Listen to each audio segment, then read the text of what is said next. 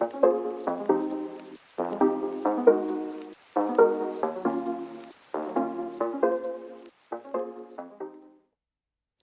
friends, welcome to part 4 of From USB to CDJ, my personal journey through um, learning how to DJ and play out in bars, clubs. This is about looking after your music, and this is my personal flows of how I buy music and look after it, store it, back it up, and a little bit about how I then bring it into Rekordbox. There's loads of good Rekordbox tutorials, including from Selected members, which you can watch, and I use to shape how I manage my tracks.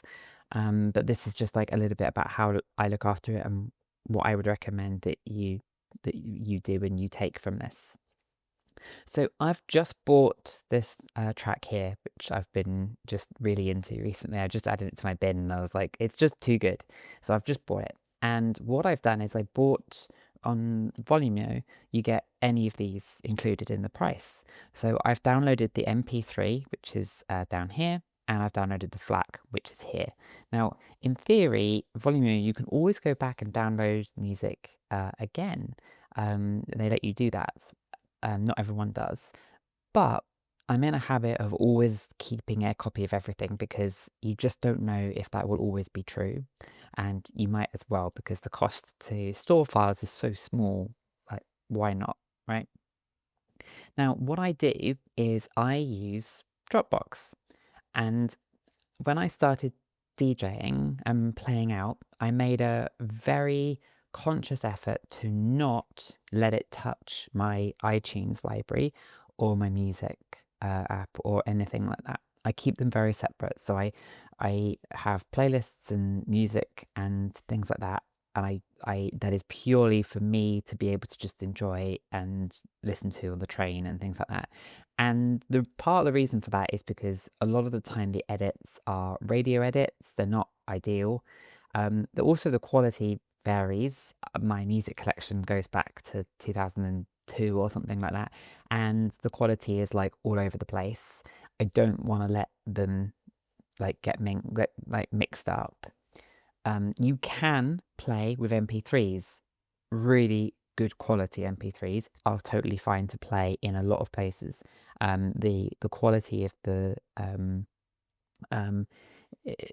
recording needs to be of a certain standard, so it needs to be 44 kilohertz in order to be able to be played out in a bar or club at the standard that you would expect it to.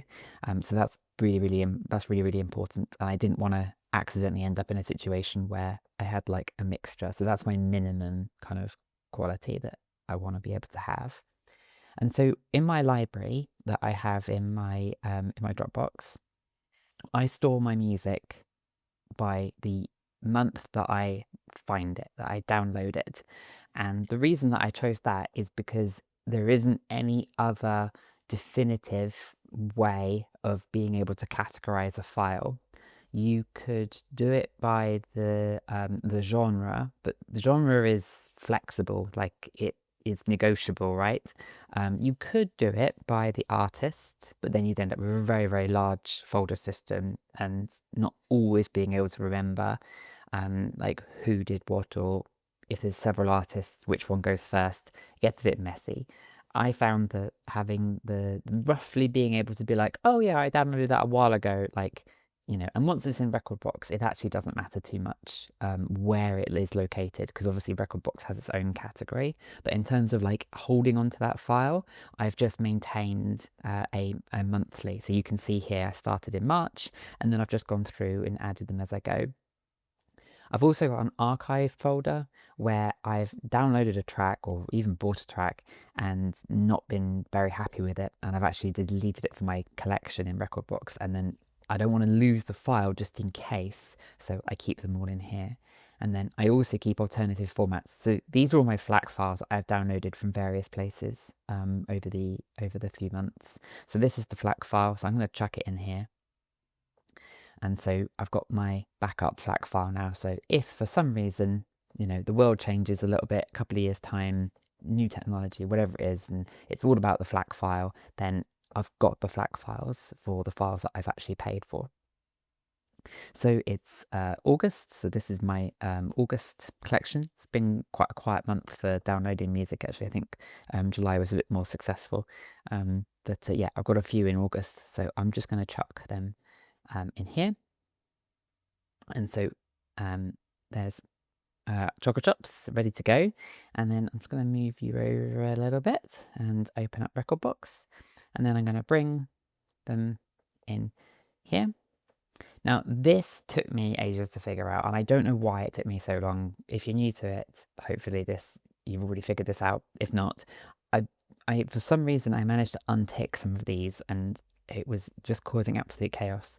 So what I do have a habit of now is just basically having everything switched on. So key, phrase, I have a manual cue for the A cue point, and I use high precision because it's actually not that much slower than I found it to be not much slower than having that off, and you might as well while you've got the time. So if you've not used Record Box before, you can see here it's imported the file at the top, and it's just bringing in, and it's now analyzing, and it will then allow me to open it, and off we go. Now, what I've been doing is I will try my very best to keep on top of categorizing it, but I kind of do it in like segments. So if I scroll down here a little bit, if you go back to sort of earlier in July, you can see here where I've gone through and I've used my category system of how I've managed it based on very much inspired by how Nikki suggested doing it. So I used the color for the mood, the kind of strength, the however you want to describe it, and then the rating I kind of use as a personal guide to like call things out so that I can quickly find things. And then I actually almost entirely ignore the genre column because it is just house music, but it is more complicated than that. So I then use the tags to be able to then split it out into like disco house and things like that. And then I have a selection of predefined filters that go through as intelligent playlists. So for example, this is a high intensity, really songs I really love, and there's not too many of those, but if I go like mid 3 stars for house, then yeah, you're gonna get like quite a few, and then that's how I think when I've been piecing these together, the way that I've approached building out the playlists is being in the like in a DJ booth, like in that moment, I kind of imagine like, okay, you've got a track going, you've got 3 minutes until you need to bring something else in. You've got 3 minutes to find the next track. In that moment, how do you want your collection organized? A couple of people have said to me the best thing that you could ever do with your tracks is know your music. More than a few people have said that. I know Claudia said it. It is true. I'm still struggling to get there. Like I still struggle a little bit to necessarily be able to like know in the moment. Like, oh, I remember that track. It's still getting there. This solution works for now. Funny enough, because I'm such a visual learner, I actually found the artwork to be really frustrating because on the CDJ 2000s, I don't think you really get the artwork. It's certainly not very visible. I think you can see it on a 3000, but it's very rare that you get them. So when I'm in my main library, I actually have the preview turned off of the picture because I don't want to associate it with. I don't want to have a visual memory and be like, oh, I really like that track that's got the green sleeve on it. I need to be able to remember the name, so I've actually turned that off. But yeah, that's how I've kind of done the filtering. I'm playing around with the genre stuff. I don't like the way I've done it, and I'm going to split this out. So for example, I've got house and disco house. That's becoming a bit of a nightmare just because I have so much house music. So I'm going to find some other better genres to be able to like break this down. And now that I'm starting to play more progressive and melodic, again, I need to spend some time with this. But how I've used it so far has been really, really useful, and I'm going to continue to go that way. If I pick out, so for example, I've just downloaded this earlier. The way that I've done my cue points is to always use the same letters for the same reason, because I've got 662 tracks. I'm not going to remember what B is on every single track. So A is always the start. Great, perfect.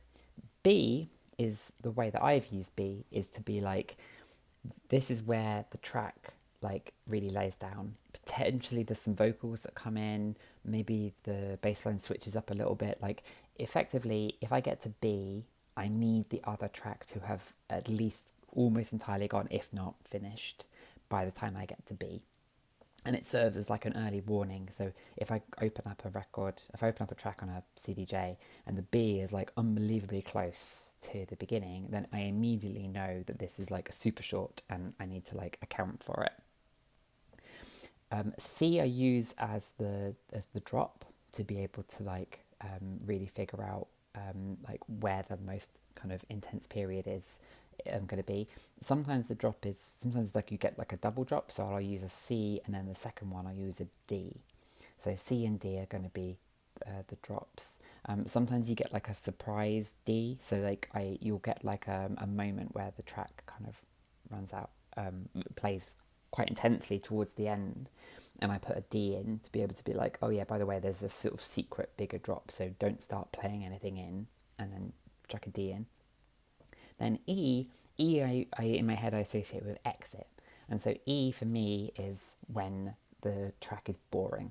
So obviously the thing is, in this record, with this version of Rekordbox, with this waveform turned on, you can actually kind of see like the track kind of getting a bit quieter here, but this is not the waveform that you will see on a CDJ, because on a CDJ, you will see, I actually can't remember how you change it, but you get a very minimal version of this. You don't get the 3-color waveband unless you've got a really modern CDJ. And so actually quite often it's very hard to tell the difference when you're in the moment, that there is any difference here at all. And so the E has really helped me out. It's also quite nice because then when you hand over to another DJ, you can say, oh, by the way, the E is where it's like boring. And then even though they don't know the track, they can hopefully make an assessment of like what's coming up and like when to bring their track in. I don't do it for everything, but like when I start to like, when I've like processed the track, when I've gone through, I will like make a habit of trying my very, very best to check them off as I'm going if I find it to be really important. So we've just brought this one in now, so I'll start listening to it, and I'll try and figure out like, okay, there's like a fairly reasonable bass line coming in here, like this is like kind of scary, so I'm probably gonna like, yeah, I'm gonna put a B on that, because I'm just gonna be like, right, actually this comes in quite hard, and I want to make sure that I don't scare myself when I'm playing it, and then I can go through and attach like my C's, my D's, my E's. Then, so because of the CDJ 2000s, I think only have A, B, C, D, and I think maybe the CDJ 2000 Nexus go all the way up, maybe a bit higher, but sometimes it's a bit weird, so I tend to stick towards those. But F, G, and H, I then kind of use as like either warnings or kind of like other cue points for other reasons. But yeah, I tend to just stick through A, B, C, D, E are always the same. So if I open up any of my other tracks at random, I will know that this will probably be the point where the bass comes in or the lyrics come in, and this will be like a drop of some kind. I mean, you can kind of see here, like again, Like you wouldn't really be able to see that on a CDJ. You would be quite confused about where it actually coming in. Obviously you can hear it coming, but it's nice to be able to glance at a screen and just think, again, I'm working backwards from being in that moment and just thinking, okay, I just want to be able to see what's coming without really having to remember too much about the track. So yeah, that's how I've put my library together, and that's how I kind of look after it. In the meantime, while while we've been chatting, Dropbox will have like done its thing, and will have backed up this song. So I could delete this whole thing. My whole computer could set on fire or whatever, and I would be able to get everything back exactly as it was. The one thing that is not automatic that you do have to remember to do is to export is to back up your record box library, and effectively whenever I do like a big sort out, I will just always try my best to just remember at the back of my head, okay, I've done a lot here, I need to like save my work. Like that's the sort of feeling I have, like I haven't saved it.